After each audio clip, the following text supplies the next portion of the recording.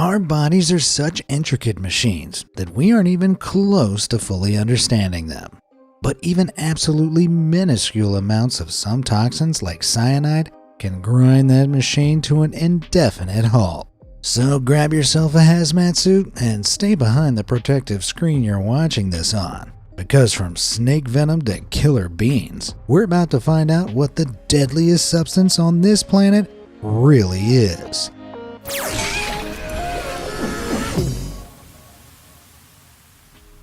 An apple a day.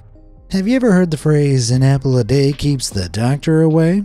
Sure you have, but it turns out 30 apples a day will have quite the opposite effect. That's because apple seeds and many other organic foods actually contain traces of cyanide, a chemical compound which at the right or wrong dose can be extremely deadly. It only takes about 250 milligrams, or a quarter of a paperclip's worth, in a 180-pound human for it to be fatal. Yikes. Cyanide can enter the body as either a gas called hydrogen cyanide or as crystallized salts. Once inside, it stops your cells from using oxygen. This creates a massive problem, especially for your heart, kidneys, and brain, as they require the most oxygen to keep ticking on, and cyanide acts fast.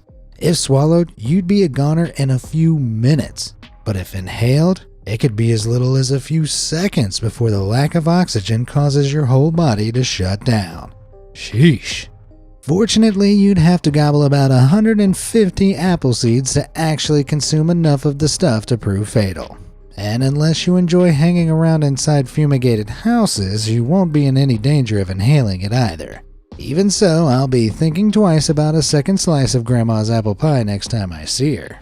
She says I always inhale the first one. Metallic mimicry. I always thought the most dangerous substances would be green glowing liquids bubbling away in a secret lab, but one non-glowing silvery metal took the lives of almost 1 million people in 2019 alone. Jeepers creepers. That metal is lead, and it's found in the Earth's crust itself. The fatal dose for lead is relatively high, around 36 grams. But that's not the freaky part. If you're exposed to it, the scary substance can absorb into your bones and stay there for a whopping 30 years. And once it's inside, it's bad news. You see, the highly toxic metal releases things called radicals into your tissues and bloodstream. These are highly reactive atoms or molecules that can imitate useful metals found naturally in the body like calcium. By tricking your body into thinking they're calcium ions, they can bypass the protective barrier around the brain and interfere with its functionality. Whoa. Over time, this can lead to a wide range of intellectual disabilities and developmental problems that are completely uncurable. Despite its astounding toxicity though, lead is still used in airplane fuel, some color pigments for paint, and most disturbingly, children's toys.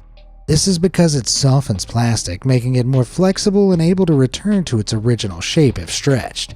Kids will chew pretty much anything, so their chances of swallowing small amounts of lead are much higher than adults. And to make matters worse, they're more vulnerable to lead absorption too. Yowzers, that leaves a bad taste in my mouth. Surely there's a better alternative. Let me know what you think down below. Smaller fish to fry. Because my mom took my temperature the, baby way until I was 17 years old, I'm now terrified of thermometers. That fear worsened when I discovered that mercury, the liquid metal inside thermometers, is incredibly toxic. And sadly, as Karen Waterhan, a toxic metals specialist, found out, once you're sick, there's no cure. Back in August 1996, Waterhan was researching an immensely hazardous compound called dimethylmercury when a drop of the liquid fell onto her protective latex gloves. Okay, but she was protected, right? Wrong. It turns out dimethylmercury can pass through latex and was absorbed into her skin without her realizing. Indeed, there were no symptoms until 3 months later when she started getting unexplainable stomach cramps. After 5 months, she began losing her speech. Just 3 weeks after that, she was completely incapacitated. Her life support was switched off in June 1997, less than a year after her first exposure. And she'd been completely healthy before. Damn. Whilst you and I are unlikely to have issues with dimethylmercury, a similar toxic compound, methylmercury, is found in seafood, and it can be life-threatening. You see, methylmercury is found across our oceans and is absorbed by plankton. Small fish eat this plankton and absorb the methylmercury from it. Those small fish are eaten by bigger fish, which absorb the compound from both the fish and the plankton. Even bigger fish come along and the cycle goes on, each fish accumulating more methylmercury as it does so. Eventually, those fish find their way onto our dinner plates, ready to pass all that methylmercury straight to you. Don't get me wrong, in moderation, fish is healthy, but eat too much and your hands, feet, and mouth would start tingling. That's the sign to stop, and happens after eating about 40 milligrams of methylmercury. At doses of around 200 milligrams though, well, someone's sleeping with the fishes. If you're worried that your intake of quality content isn't high enough, you should hit those like and subscribe buttons. I've got the very best fact videos going and you're guaranteed to enjoy them. Now, let's get back to business. Ribituary. One of my favorite stories growing up was The Princess and the Frog. You know, girl meets frog, girl kisses frog, frog becomes handsome prince. Luckily for the princess though, she didn't go smooching a poisoned dart frog. That's because their skin produces batrachotoxin, a tremendously poisonous alkaloid. Alkaloids are naturally occurring compounds that contain at least one nitrogen atom. Many are completely safe, but not batrachotoxin. And the indigenous people of Western Colombia, where the poisonous frogs are found, knew this very well. They'd coat blow darts with the toxin when they went hunting or needed to protect themselves. But the frogs are too deadly to touch, so to extract the venom, they'd impale the frog on the stick and hold it over a fire until it literally sweated out. Sounds like a really bad barbecue mix-up waiting to happen.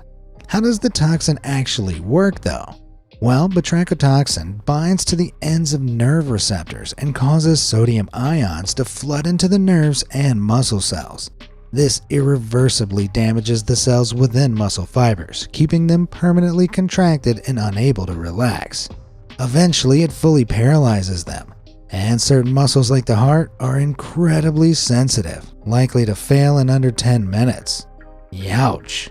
Because the frog's cells don't rely on the same sodium channels as ours do, the toxin has no effect on them.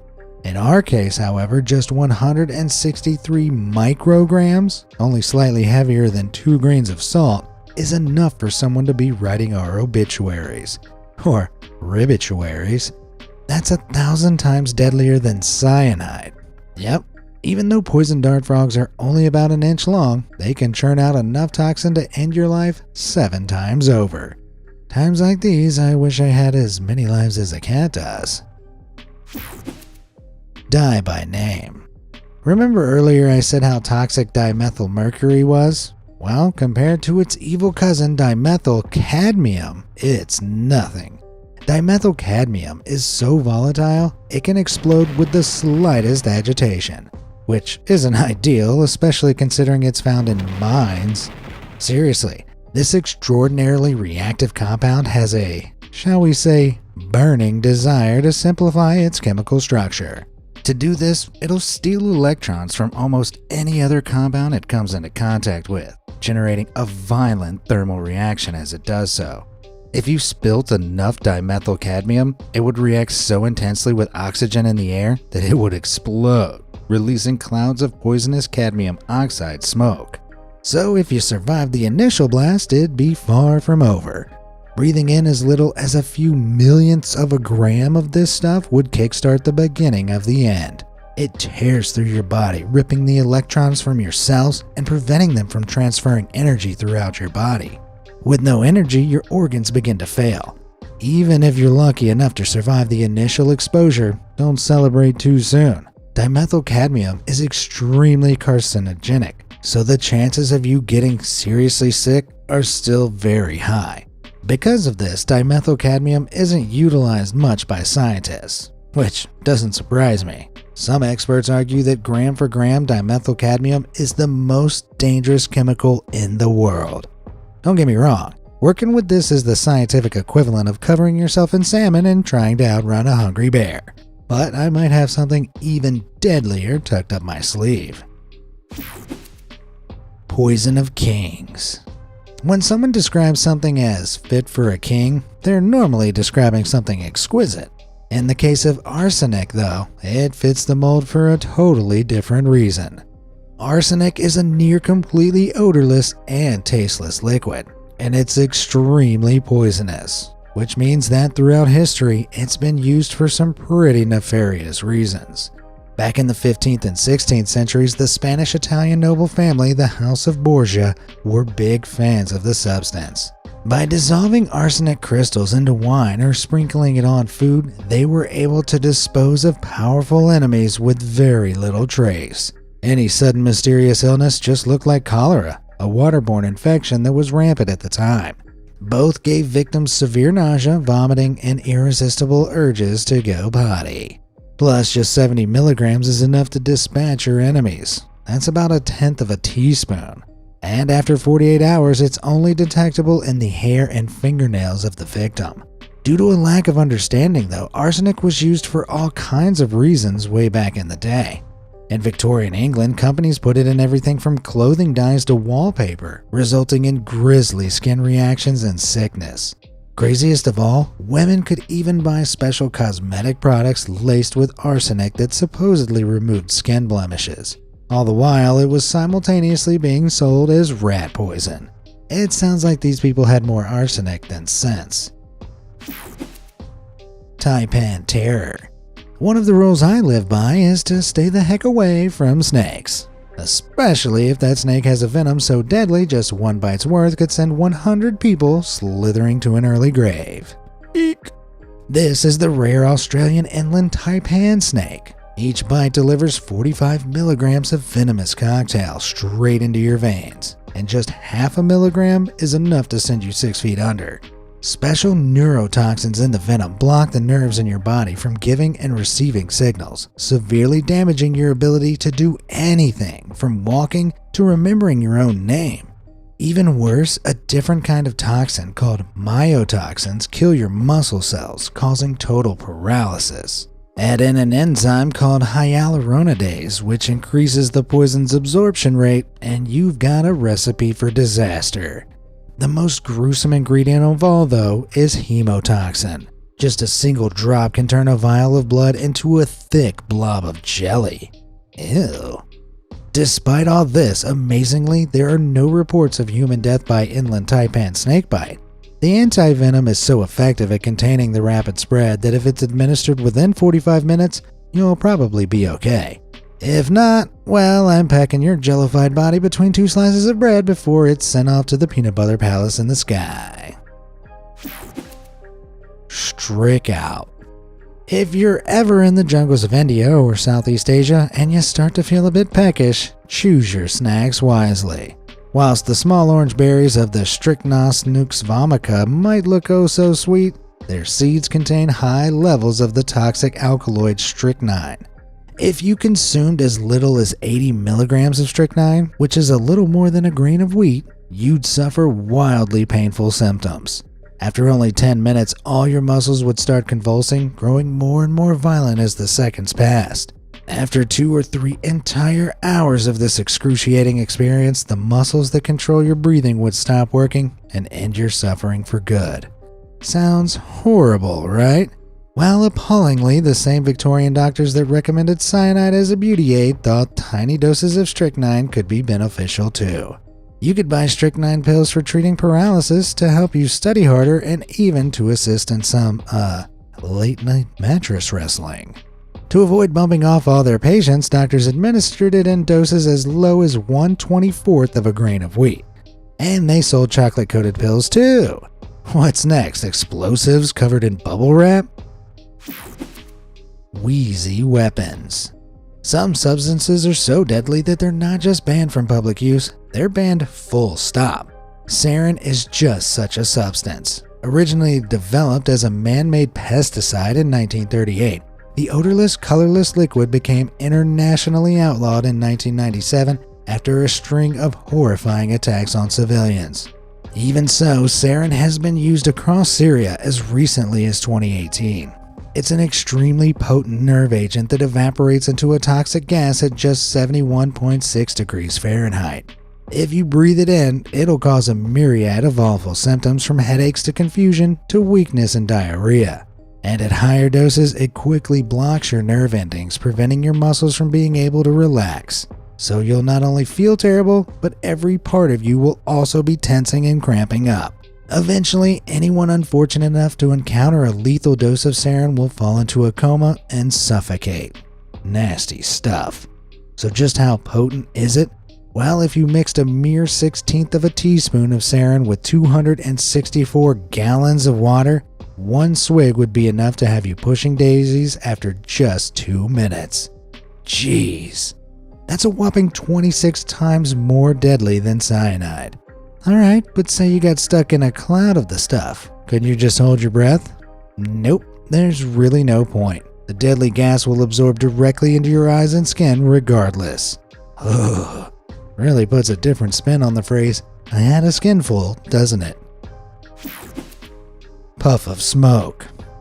We all know smoking cigarettes is bad for your health. But for all the dangerous man-made chemicals in cigarettes, one of the naturally occurring substances could cause you the most harm. Nicotine, the addictive chemical of the tobacco plant, is extremely deadly in its purest form. Exactly how much you'd have to consume, however, is still under debate. Some estimates put it as low as 50 milligrams, but it's more realistic to say around 500 milligrams or the weight of half a US dollar bill. Now, it's unlikely you're going to overdose on nicotine from smoking cigarettes. Your body only absorbs about 1/10 of the nicotine in one, which is about a milligram. But many e-cigarettes pose a much bigger risk.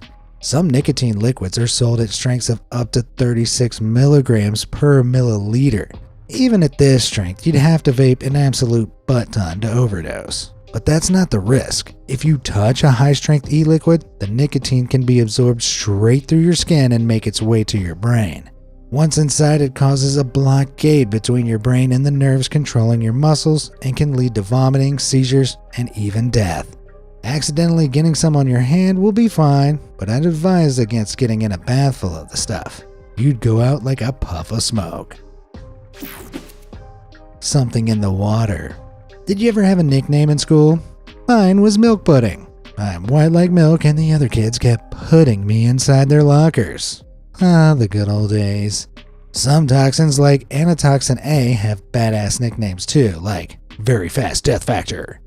Whatever, I still think mine's cooler. Antitoxin A's nickname makes a lot more sense though. It's the silent killer responsible for wiping out herds of cows across North America since the 1980s. After drinking contaminated water, cattle have been found lying stone cold just minutes later. Yikes, that is fast. It's produced by cyanobacteria, a type of bacteria that lives in freshwater bodies around the world. In other words, where cows drink from. Antitoxin A is so deadly because once it's inside you, it binds to things called nicotinic acetylcholine receptors. These receptors are responsible for controlling your muscles. Normally, they open and close depending on what you're doing. But after antitoxin A has attached itself to them, it forces them to stay open and overstimulates your muscles to the point of exhaustion and paralysis. You might lose coordination, start twitching, convulse, and eventually be unable to breathe. Nice. The lethal dose is still somewhat shrouded in mystery though. When injected in mice, it's overwhelmingly low, roughly 1/500,000th of a teaspoon. But symptoms don't even start showing in humans until around a 1/16th of a teaspoon. Okay, that's still not much at all, but don't panic. That next glass of water won't leave you face down in the sink. Our drinking water goes through a lot of different processes to make sure it's free of anything dangerous. Just try and avoid drinking from any dodgy looking ponds or streams, okay? Mean bean. Here's one of my favorite rhymes. Beans, beans, the musical fruit. The more you eat, the more you toot. Pure poetry. Just make sure that you're not eating the beans of a castor plant. because they contain a deadly toxin called ricin. If you squeeze the oil from castor beans, you're left with a mushy pulp from which the toxin can be extracted, but it's also released just from chewing on them. And only 80 milligrams, or about 8 beans, is enough to make you a has-been. But the amount can be as little as 22 millionths of a gram if injected directly into your bloodstream. You see, ricin is a ribosome inactivating protein, or RIP. Yeah, appropriate name, right? Basically, it wrecks your ribosomes, which produce protein for your cells. Without protein, your cells and you cease to function. Indeed, you'll be resting in peace within about 72 hours of ingesting the RIP. And they'll be a bad 72 hours. First, you'll feel a bit sick. This will get worse until you're vomiting and pooping all over the place, resulting in severe dehydration. Within a couple of days, you might start having seizures too. Finally, your organs will give out completely. Damn. Indeed, it's been used to devastating effect in more recent times too. Georgy Markov, a Bulgarian writer and defector, was removed by the Bulgarian Secret Service in 1978 when a suspected ricin pellet was shot into his leg from a modified umbrella. Man, Queen got it wrong when they sang Killer Queen. Fishy business. I love sushi, but it blows my mind how fish and rice can be so expensive. That said, it's not worth cheaping out. Badly prepared seafood is the leading cause of intoxication from tetrodotoxin, a poison you really don't want to mess with. It's found in a wide range of seafood, but most famously in pufferfish. And as little as 1 to 2 milligrams, the weight of half a mosquito, is enough for an average human to become worm food. Ew. That's because tetrodotoxin attacks the channels between nerves and prevents them from passing messages, rendering the tissues within your muscles practically useless. Symptoms start showing in just 10 minutes. The first sign is a tingling sensation in the lips, which rapidly spreads to the arms and legs. This doesn't last long. Soon the victim becomes totally paralyzed, their breathing labored and difficult. In most cases, the unfortunate soul remains totally conscious throughout the whole horrific ordeal. Until, well, I think we all know how this ends. Worst of all, there's no antidote. The best treatment is administering breathing support and offering your hopes and prayers. Jeepers. I feel like I need breathing support just hearing about it. Canned if you do. At the beginning of the 20th century, canned food production was becoming a nearly billion-dollar industry. But little did these early innovators know their products were a breeding ground for one of the world's deadliest toxins, the bacterium Clostridium botulinum. Unlike most organisms, it thrives in places devoid of oxygen, so a sealed can of food provides the perfect conditions. Once inside, it creates spores, which are minuscule reproductive units capable of multiplying incredibly quickly. So the deadly bacterium just grows and grows, and the lethal dose is incomprehensibly minuscule. Only 2 nanograms, that's 2 billionths of a gram, will have an unlucky eater kicking the bucket. Or indeed the can. How insane is that? That's the same size as a single grain of rice cut into a staggering 12.5 million little pieces. Ingesting this bacterium causes botulism, and believe me, you don't want to get this sucker. Starting from your face down, all your muscles will go weak, before becoming completely paralyzed. At this point, unless you get speedy help, it'll all be over. Luckily, because of better food safety standards, cases nowadays are very rare. I'd still avoid these though. Botulism would be the least of your worries. Radioactive risk. Remember back at the beginning of this video when I told you about cyanide? If you thought that sounded dangerous, wait until you hear about polonium-210. It's a rare, highly radioactive metal used in the production of nuclear bombs. So yeah, it's pretty deadly. By weight alone, it's around 250,000 times as toxic as hydrogen cyanide. The lethal dose can be as little as 0.089 micrograms. That's like taking a single grain of table salt and breaking it into 674 pieces. Indeed, just 1 gram is enough to make 50 million people incredibly sick, and another 50 million into worm food. That's the population of New York 6 times over. All gone from 1 tiny gram. Holy cannoli, that's dangerous. Thankfully, getting a whole gram is near impossible. Polonium-210 exists in such minute amounts in nature that it's often undetectable. What makes it so unbelievably deadly then? Well, polonium-210 atoms have an excess of energy inside their nuclei. Unable to contain this energy, they fire out heavy, highly energized alpha particles. These have protons and neutrons, but no electrons, and that's bad news. The particles are too chonky to get through your skin, but they can get inside your body via contaminated air, food, or water. And once they do, they'll tear through you and steal your cells' electrons as they do so. This seriously damages your DNA and can cause cell mutations, leading to cancer, organ failure, or even apoptosis, where your cells just give up the ghost. Kaput. That was the sad fate of Alexander Litvinenko, a Russian defector and currently the only known case of deliberate polonium-210 poisoning. After Russian agents spiked his tea with 10 micrograms, or 200 times the lethal dose for ingestion, Litvinenko became horribly sick.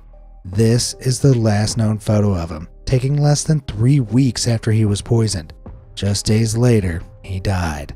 I wouldn't wish that fate on anybody, not even my channel's competitors. Phew, on that chirpy note, that's all we got time for. Which of those killer chemicals would you least like to come in contact with? Let me know in the comments down below, and thanks for watching.